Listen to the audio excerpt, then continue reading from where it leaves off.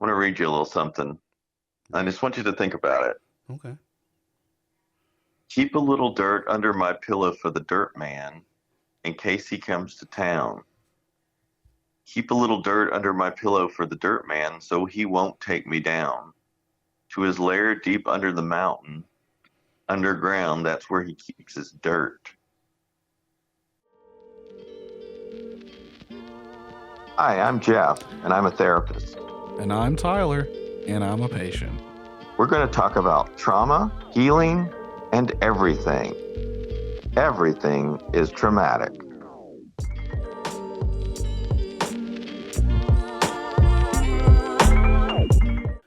Hello, hi there, hey there, whoa there, and ho there. Guess who knocks on the door? It's the Great Despair. Sit down in your safe space chairs and welcome to the podcast.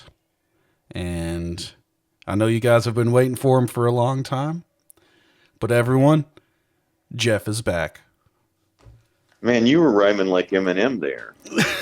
you think so? I thought my co-host had been replaced No, by yeah. a world-class rapper. I got bars now, Jeff. You've been gone on vacation these past couple of episodes. I got bars, son. Yeah, you're working on your freestyle game. I'm working on my freestyle game. I've had time to do it. But the people want to know, Jeff, how's it been going? It's been great. How'd the travels My go? vacation was nice. I got to rest a little bit. I appreciate Tyler keeping the thing going with Sandy and Ken and or was it Ken that did it the week before? Let's see. Or Joe? Oh fuck, I'm trying to remember. I don't know. Honestly, Somebody did it. I think I just had Sandy and Ken on. Okay. Yeah. Yeah. So definitely good. But yeah, they were gracious to fill in while to try to fill the Jeff hole that was left. The Jeff hole. The Jeff hole. The Jeff hole of the show. Yes. But yes, it's good to have you back, Jeff. I'm glad the travels were I great. appreciate it. I'm glad to be back. Well, that's good. And you know, we have a very special episode. I'm going to start calling every episode a special episode. I don't know if that makes them less special, but let's just go with it. It's sort of like now. Saturday afternoon, or after school special. Yeah, we got a Did special. they have those when you were growing up? Yes, they did. Yes, they did. Okay. They did have those. They did have after school specials, or at least an episode where, you know, it was about like, you know, don't drink alcohol or don't do this. It seemed to be when there was a very special episode of it was either alcohol and drugs or somebody got molested. Yeah. Yeah. Which I wouldn't call that special, but I would call it just like horrible. Yeah, in a very horrible episode. Fucking. Yes. And I understand that shows were trying to take on serious issues, but many of them handled them very badly. There's an episode of Different Strokes that is just it's just terrible. Yeah, you talk about the one where about the bicycle guy. Yeah. Yeah. It's the same guy that played the boss on WKRP. Same guy. Oh yeah. I didn't know he was a pedophile. You didn't. I think he was just acting. Oh, that makes more sense now when I think about it. I don't think I knew the 70s were sort of light on things, but it makes a lot more sense now that he was acting. I just don't think the director of Different Strokes was going for that realism. It's like, no, we need a fucking on the street, walk on actual pedophile in here. Yeah. But for authenticity. Yeah, for authenticity. So we're Jeff. What? Like I said, there's going to be a special episode. What do we think is traumatic this week? Well, I don't know how we're going to say what is traumatic, but being a therapist can be traumatic, and sometimes therapists seek counseling themselves. Mm-hmm. We do a lot of supervision and consultation, but sometimes you need your own therapist, not sometimes to deal with what you hear in therapy, but much of that is done through supervision or consultation. Hmm. Sometimes therapists just they got their own stuff and they need to talk to a trained professional. And so, you know, it Yeah. is very common in the field. In fact, most people I know that are therapists are either in therapy or have been in therapy, including myself. I'm not currently in therapy, but the reason I'm not is that my therapist retired. I just didn't want to start afresh. Yeah. But I saw her for years, Hmm. years and years, and it was very, very helpful to me. Yeah. And so, um, I think sometimes people think that therapists have all their stuff together, and that's not true. We all have problems. We all have issues in our own lives, and we all need help. Hmm. And I truly believe that therapy is one of those things that we need in our lives to sort of process through some stuff. Yeah. And I mean, it makes sense because I mean, like therapists are people. They're people just like us, and like if we need to talk to someone, of course they need to talk to someone. Yeah, And I can only imagine it makes the job more, gives you a better understanding of the job if you do therapy to be on the other side of the couch. yeah, it gives you that empathy to understand what. There's a movie called The Doctor. It's an older movie. Hmm. William Hurt's in it. So he's a doctor, and he gets cancer, throat cancer, and then he is not super happy with the way he's treated by other doctors. And so when he gets well, and he's a medical teacher, medical teaches at medical school, he makes all his clients go through the tests and all the things they would have to do for different diagnoses. So they have that empathy for the patient, and I think that's one of the things of going to therapy, which is important for therapists, is to feel what it's like to be on the other side and Hmm. to understand that vulnerability that it takes to sit down with a stranger and start telling them about yourself. Right. Yeah. And but Jeff, save some of that gold. Save some of that gold for a little later All right. because we we've gotten rid of the shout outs. We're taking Yep. emails. Oh, do we have an email? We have an email. We have an email, and if you guys want to email us at everythingistraumatic@gmail.com. We'd just really love to hear from you guys and let us know how the show's going. But we have an email from our dear friend, Vinwin Scott. I'm going to dox him because fuck it. Yeah, he needs it. This one is called Jeff's Inspiration. Wow. And so Vin writes, Dearest Jeff and Tyler, I have taken inspiration from the frequent travels of Jeff to go on my own journey. I do not know to where, I do not know how long it will take, and I don't know what I will learn or accomplish, if anything.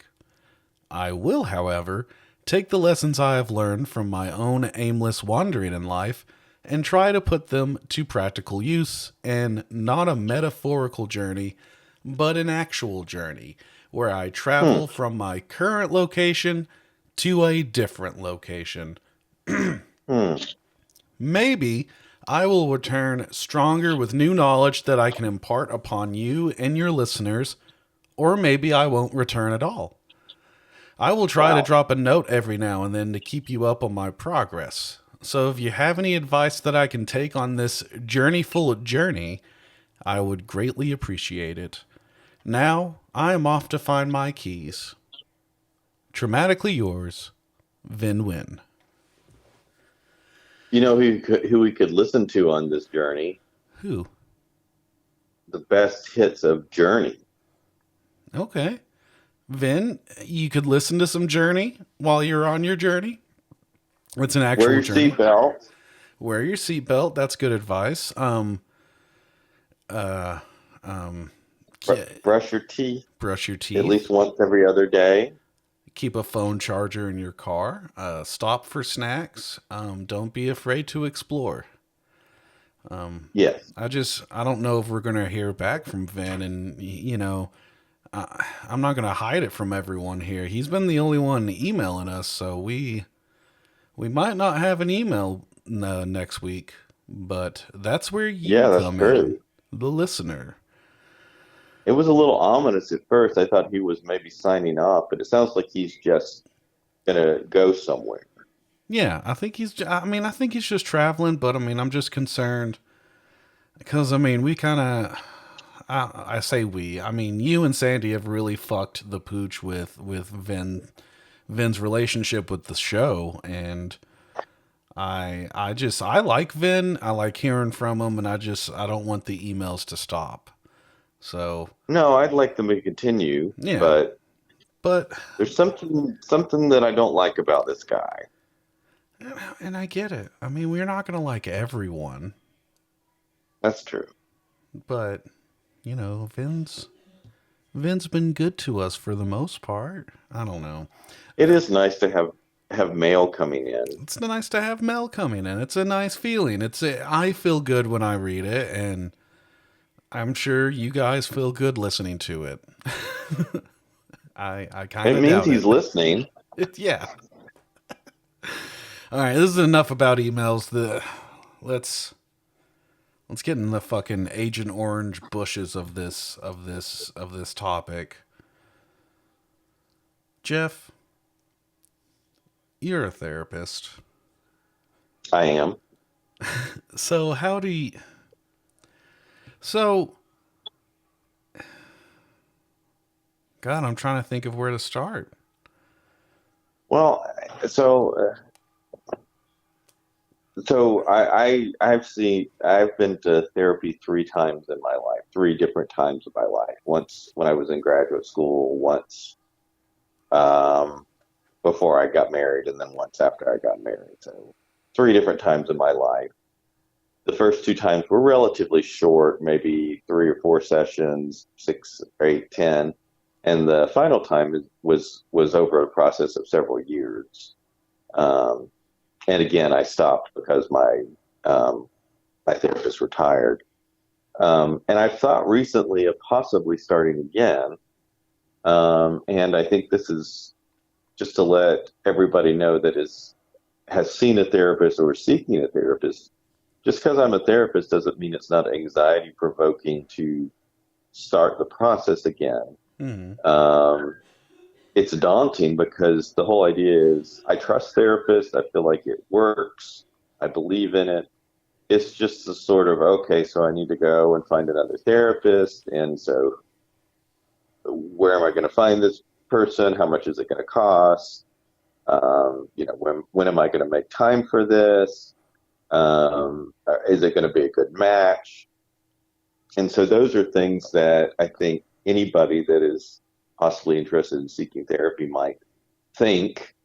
And those are legitimate concerns. The rise of telehealth helps a little bit because it makes it possibly a little bit more affordable, a little bit more easy to do. I know some people that will do a therapy session during their lunch at work so they can actually do it.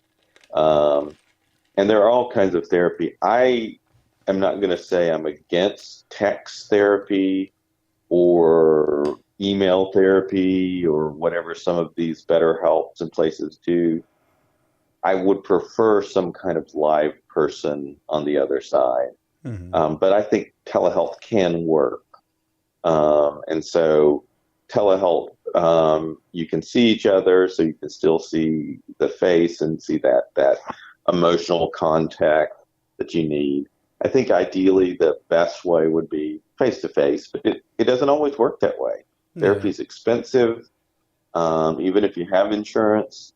And I think it's better to do therapy over Zoom than not to do it at all. And so I think trying to figure that out, there's lots of questions and lots of things that come up when you are thinking about doing this. So um, it's a journey. Yeah, and I mean, just since you're sharing your experience, I think it'd be good to share my experience with it because Sure. it's not a lot. Just because I so I um I had help. I had Sandy help me with like finding a therapist and like getting with someone that taught dialectical behavioral therapy because that's like she had explained it to me. It sounded interesting to me, and that's the route I wanted to pursue.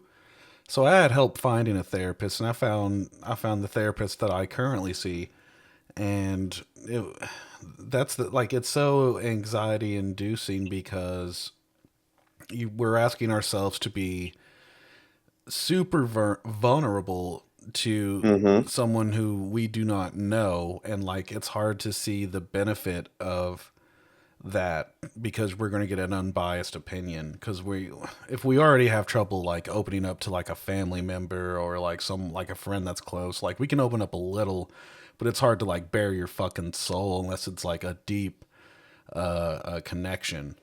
So it's it's very nerve-wracking to try to find a stranger to spill your guts out to. Yeah. Yeah. And a stranger, I mean, therapists are well trained, highly supervised. They are licensed just like a doctor or a hairdresser or barber or a Hmm. physical therapist or what. I mean, they're licensed by the state and they have to continue certain things. So there are bad eggs, but most of the time, you're not going to run into an unethical situation. You may run into a fit that doesn't just seem quite right. And so it is okay if you started or met with a therapist once or twice and felt like it's not a good fit. It's okay to say, hey, this doesn't really seem to be working out. Could you refer me to someone else? Right. That does a Yeah. little different technique or, has a little different style. And a good therapist will do that for you and just say, yeah, yeah, I totally get that.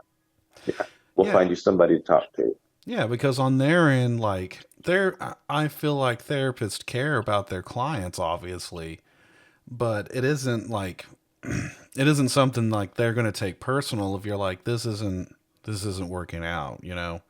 Yeah, And that's going to happen. I it, mean, it happens, and it's a little. I mean, it's not fun for somebody to say this isn't working out, but what we are concerned with as a therapist is the best for our client. And so exactly. we don't want them to stay if something's not working for them. Hmm. And so, like sometimes at work, we'll have a client that comes a time or two and is like, "Hey, do you have another therapist I could talk with?" And we'll just refer them to another therapist. Hmm. So, and most of the time, there's a practice or a network of people that they can connect you to. And so, if you were warning sign, if you're seeing a therapist and you say, "Hey, this isn't working out," and they try to shame you in some way or make you feel bad, that's not somebody you want to be working with. Yeah, that's not Um, a good therapist. right. I I mean, don't it's think. possible they might say, "Hey, is this just a reaction to me pushing you on your stuff?"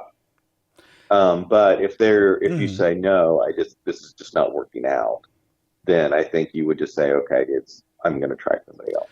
Right. Yeah, I think there's a difference in like I don't know, like you mentioned, like, is this a reaction? Are you reacting because we hit a nerve? You know, like, Yeah, and yeah, I think especially for me with like first starting out, and I might even just take a step back for a second here because like I've had friends ask me like, well, what are the different types of therapy I can do? Like, how does one even like look for how do we find like what type of therapy style or therapy technique for lack of a better word um yeah.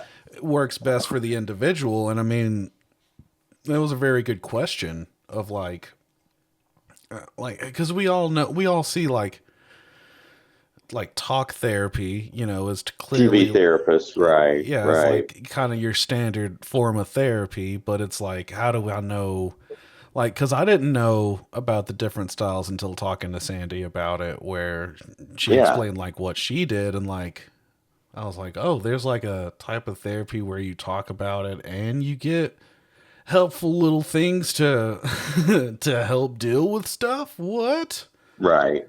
So, Yeah, I feel like so. Like, I think a lot of people that you work with are going to be human centered or person centered, and what that means is that it's a philosophy or an idea, and it sort of means that the goal of therapy is to sort of set an environment where your client feels safe to become their best self. And so there's going to be a lot of positive affirmation, a lot of just acceptance and that kind of thing. And so a lot of therapists have that as their sort of presentation or approach. mm-hmm. Then on top of that, they're going to throw in different things like you mentioned DBT, dialectical behavioral therapy, cognitive behavioral therapy. There's different, very specific things like family systems therapy, which is sort of going through like each member of your family is a part of you, and you sort of talk through that. There's EMDR, which is a very specific type of therapy to deal with trauma and Mm-hmm. trauma informed things.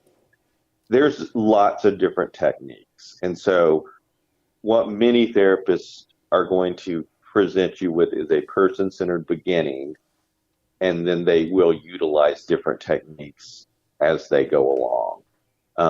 Or maybe, hey, have you tried this? Whatever. There are some people that are very, very specific, like, I am a behavioral therapist. We're going to do behavioral work.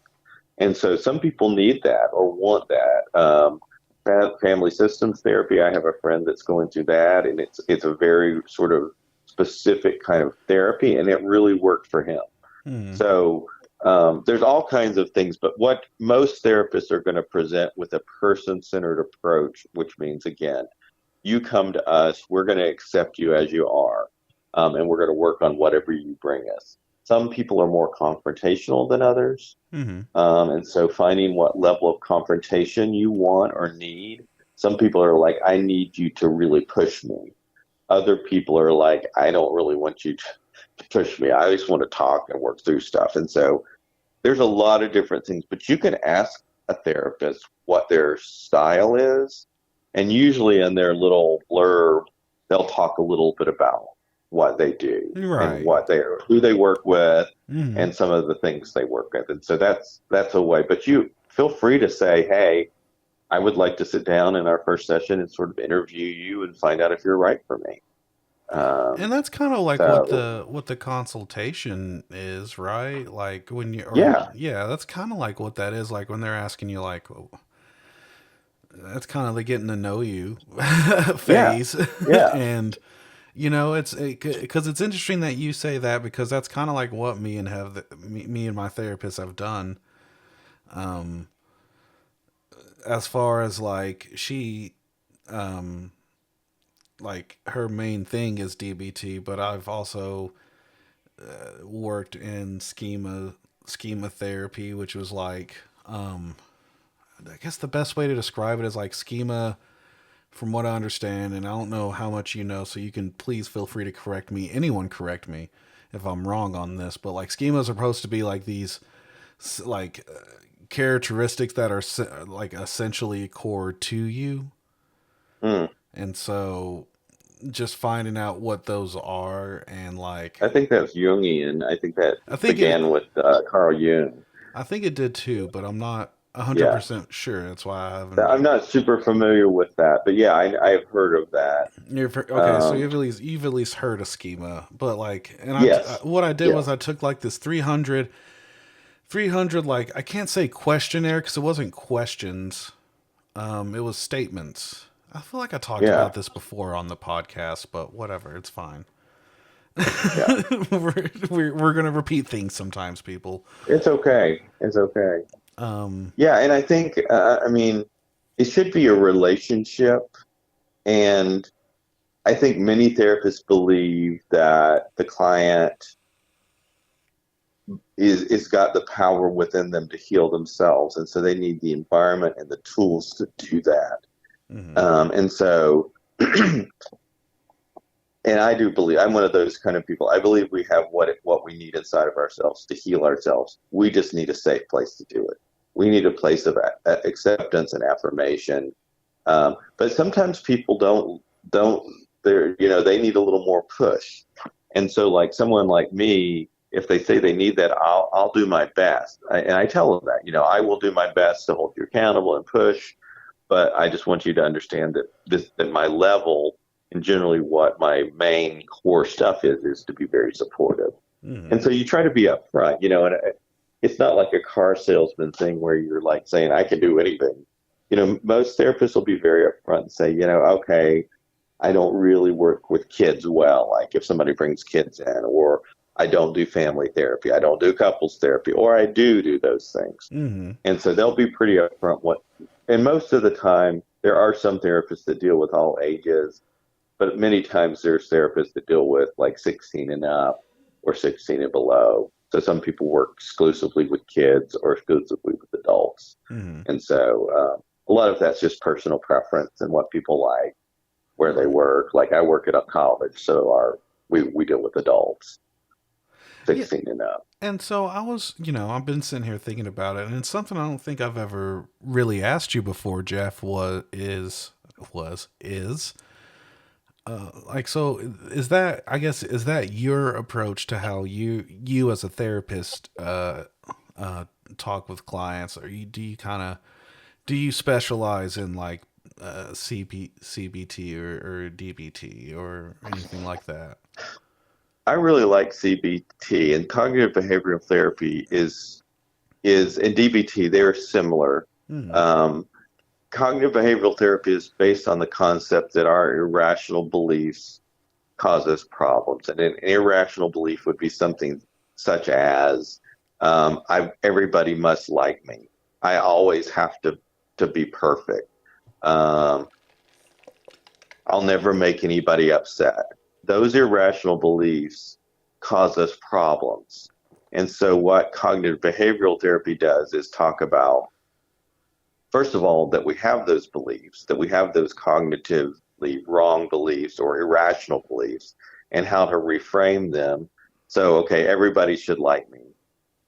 Okay, there's going to be people that I would like everybody to like me, but that's not realistic. So there are going to be some people that don't care for me. And so Hmm. that's unpleasant, but it doesn't mean there's anything wrong with me. And so it's like a process of sort of reframing or restating those thoughts with rational thoughts. And so that's what cognitive behavior is. I really like cognitive behavioral work. Um, and so I think that's a great tool. Um, that DBT is great because it's really about living in the here and now, trying to be in touch with your emotions, um, and those are great techniques. I also am very interested in personal choice and freedom Hmm. and personal responsibility. So, for example, if somebody came into me and said, I'm going to have an affair, my role as a therapist is not to tell them that's right or wrong. My role as a therapist would be to be like, okay, so let's talk about this. What's going on? Why do you feel like you need to do this? Are you willing to handle the consequences of this? So in my viewpoint, my role is not to decide what's right or wrong for a person. That's Hmm. their choice. My role is to help them explore that. What happens if you get caught? Why are you doing this? Those kind of things, not in a judgmental way, but let's explore. Hmm. What needs are you not getting met in your relationship? Yeah, like what's the core? Um, Why are you doing this? What is the core yes, yeah, thinking? let's talk about it. What are you trying to What do actually you express here? Yes. And so some people would, I think, outside of therapy would be like, oh, no, you need to tell them that's wrong. And there might be some therapists that would. My whole thing is this is not my life. This is not my value system. It doesn't matter if they believe the way I believe, if they're a different faith, if they have a different whatever. Hmm. That's not my job to tell them what to do. They have to live in their own life and suffer the consequences of their actions. Hmm. And so I'm there to support them and help them to try to figure out what's going on. Hmm. And I mean, I know that's a very like, for one, that's a very like circumstantial thing. Like, if I'm sure if you had a client that came in and was like, I committed this felony or I've hurt someone, like, I'm sure, I guess technically you can't call, I don't know, how's that work? So, so it's weird because we're really focused on impending danger. So something like if somebody comes in and says, "Okay, I'm going to go kill Tyler," then we act, or I'm going to go kill myself, or there's a child that is being abused, or Oh, there's an elder right. person being abused. So if it's Those things. So it's currently, what. But if you came in and said, "I killed somebody 20 years ago," I would explore that with you, but I don't have to tell anybody. well, that's a little I robbed different. a bank, or I'm going to rob a bank. I can't, and so again, now something that specific, I'm going to go rob a bank. We would really talk about that. Like, hey, Yeah. you understand this is illegal. What's going on? This kind of thing. Yeah, But that yeah. rarely happens. But we're really focused on trying to help the client because we're not them, and we want them to help figure out how to make it through life on their own. So the idea of therapy is always it's always going to end. And Hmm. so that's the goal is that therapy will eventually end and then the person is doing all the work on them by themselves. We're Hmm. sort of just like a sounding board for a client. Yeah, people and that's a great way to look at it, and that's a way I need to start looking at it is that it's not that the journey ends. Like you're always going to be on this journey. It's never going to, you know, end or get I mean it'll end, but it's not you don't win mental health or you don't win happiness or whatever. Like it's a continuous effort and work to maintain and be consistent and try to be mentally healthy. Yeah.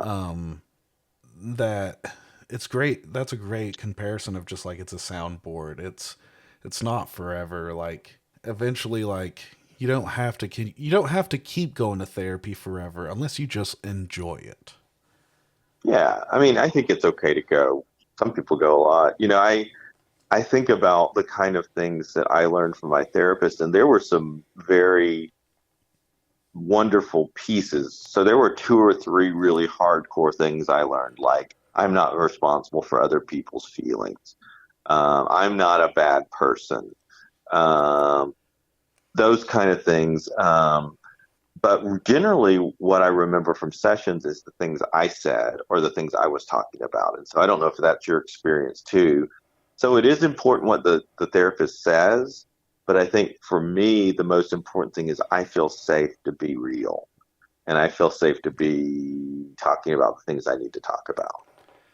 Yeah, I mean, at least for my therapy sessions, how they typically go is like because and I think a lot of people don't keep this in mind also when they get a therapist, and it's something that I sometimes forget is that ultimately the one going to therapy is they are in control. Like you decide Yep. what we talk about in these Yep. sessions. So it's like the therapist is there to help guide you with like their what with their knowledge and their expertise, like guide you to these conclusions that you can reach on your own.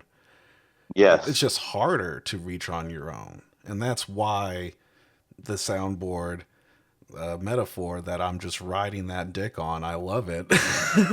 Yeah. It Yeah. works because it's that's exactly what it is. And I think that our role is not to is to possibly nudge people in a direction. So I'll give an example of like somebody that's in an abusive relationship.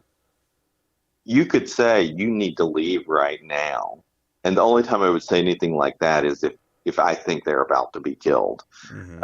which is not usually what's happening, although there's a lot of people that are being harmed. So I could say you need to leave, but they have to come to that point. So what I'll talk about is, hey, as you become stronger, as you um, get closer to wanting to leave, here's some tools, here's some things to think about. And many times people, it's just sort of like with a drug or alcohol use issue. Many times people will, it will take 3 or 4 or 5 times for them to actually. And so my whole thought is when people are ready, they will do what they need to do. It's not my job to force them or push them because they're not ready. They will be ready. And sometimes that's a lot of repetition. We just need to talk about it over and over and over again. And then it's like, okay, I'm done. I'm ready to move now. And that's okay. Mm-hmm. It's okay to say the same thing every week because you're processing through it. You're working through it. Mm-hmm. That's exactly right. And again, like you're the one paying for the service. So Yeah, it's just, yeah, if you're gonna pay this person, and you want to go in there and talk to them just about just shoot the shit with them, if that's what you want to do, that's fine because yeah, you're paying for that. But I mean, I would yeah. suggest. I mean, that's not a bad thing. But I mean, I would be more productive with that and like talk about my shit. I'm going to talk about what's on my mind. I'm paying to have someone listen to me fucking just say, here. And I think as a therapist, sometimes it can get a little bit frustrating to hear the same thing over and over, but I remind myself what I did in therapy, and that was talk about the same things over and over Yep. until I was done. And it was just like one day it's like, okay, I don't need to talk about that anymore. Mm-hmm. So let's go to the new issue. And so I think it's the way our human minds work is we have to sometimes process over and over and over, and then eventually we feel like we're finished. Yeah, And because that's so I don't, therapy is not magic. Therapy is work for both sides. It's mm-hmm. hard, but there are moments that I feel like are magical or spiritual where somebody will talk about something and then they're done. They're done with it. And so that means they've Yeah. healed themselves from that one issue that was bothering them. It's not bothering them anymore. Mm-hmm. They're better. And so they can bring up something else. And so it's a slow process, but it's a very valuable process. I believe in it. And medication is an important part of that process. Support groups can be friends and family, but I truly believe in just the old fashioned sitting across from somebody talking. I mean, and it really does do wonders. Like, I'm not, and I also understand that, like, some people, don't have the funds for that. And Yes, I deeply understand that. And so, if you can't get to a mental health professional like that, talk at least to like someone that's close to you, a friend, a family member, sure. someone that you can And trust. and there are resources for lower income people or people that don't have insurance. There's like Cherokee Mental Health, That's Helen Ross right. McNabb, Mm-hmm. Ridgeview. They have some reduced fee kind of things. Some businesses, if you're employed, have EAP, which is a session 2 or 3 or maybe 4 that are free. Um, so there are options, and there's also support groups. If you're having an alcohol or drug use issue, AA, NA, all those programs, they work for some, don't work for all, but those are free. Um, there are churches that offer different kinds of support groups, like divorce support groups or depression support groups. So there are options. It is expensive. It can be very expensive to Mm-hmm. to seek therapy. I think it's valuable and it's worth it, but we want to be aware that not everybody has that ability. And so, looking at some of those resources, there's several places that do mental health work. I can't remember what the name of the free or the reduced fee healthcare interfaith health clinic in Knoxville um, does medical care, and I think also has some therapy, some therapists that do low income kind of thing. So, um, and then there's like resources online, some numbers you can call, support groups, just places you can talk to. And so, um, it's in a system where we don't have national health care where everybody can get their needs met. It's Yeah, hard because some it's certain people really need it. mhm. I'm proud that we at Rhode State, and I think most colleges provide free counseling. So if you're a student, there probably is some kind of counseling available to you for free. And so that's not everybody, but if you are a college student, there are usually free resources that you're paying for with whatever. UT has that, Telesip, most colleges have a counseling center Mhm. that you could seek services at. Yeah. So yeah, and I mean this just I mean like I know you're mentioning like very specific resources here in town and that's great, but Yes, I'm sorry. Yes, we no have no no, listeners but all that over the world. no don't Yeah, yeah. It's yeah, fine cuz the point is that like typically in your communities there are resources to help you if you are struggling. So yes. just it's good for Look for everyone. community mental health centers. Yeah. Yes, It's good for everyone to just kind of keep that in mind that like you're not alone in this. There is help. It's just reaching out. yes, Um, yes. but yeah, Jeff, I think honestly, I think this has reached its logical conclusion. I don't know if we even really talked about. Excuse me. I don't know if we really even talked about therapists going to therapy. I mean, we kind of did, We right? we we did. I mean, I'm I think, second guessing it. yeah, I feel like this may be one of our most really true to form, sort of when we talked originally about what we wanted to do. Um, this is sort of one of the things we talked about was just helping demystify the process and talk about our experiences, Yeah. um, in therapy and with therapists. So, it can be really scary, but I promise you it can be very valuable if you're Yeah. willing to give it a shot, and you can get it. Yeah. And man, those are I mean, Jeff said it perfectly, but I'll try to follow up with something. If you're wondering how to go into it, um just start looking at the places near you and seeing like looking at like what the therapists are, because I mean I don't know, typically like for me I'm lucky that I had help. But if I would say just find a therapist and just see if you mesh with them, or look it up, do shit, Yeah, look into it, and I don't know. I agree with Jeff. It's very rewarding. I feel very grateful for actually going to therapy, and within going to therapy, starting this podcast with Jeff and doing the damn thing. yeah, yeah.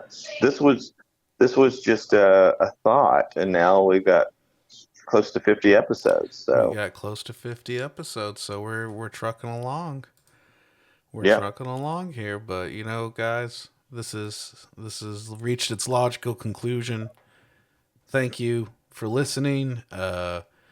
Be sure to follow us on our social medias, and if you can, review the podcast on wherever you're listening to it at, and give us a yeah, good and review. send us a letter And send us or a note or whatever. email us at everythingistraumatic@gmail.com. That's everythingistraumatic@gmail.com. And just remember, if you're listening to this, you are valuable and you are worthy of having a quality life. And so it doesn't matter what you've done, what you're into, you are worthy and valuable and worthwhile. So we care about you, and we want you to have a good life. That's right, Jeff. And this has been all of us here at Everything is Traumatic. I'm Tyler, And I'm Jeff. and please take care of yourself.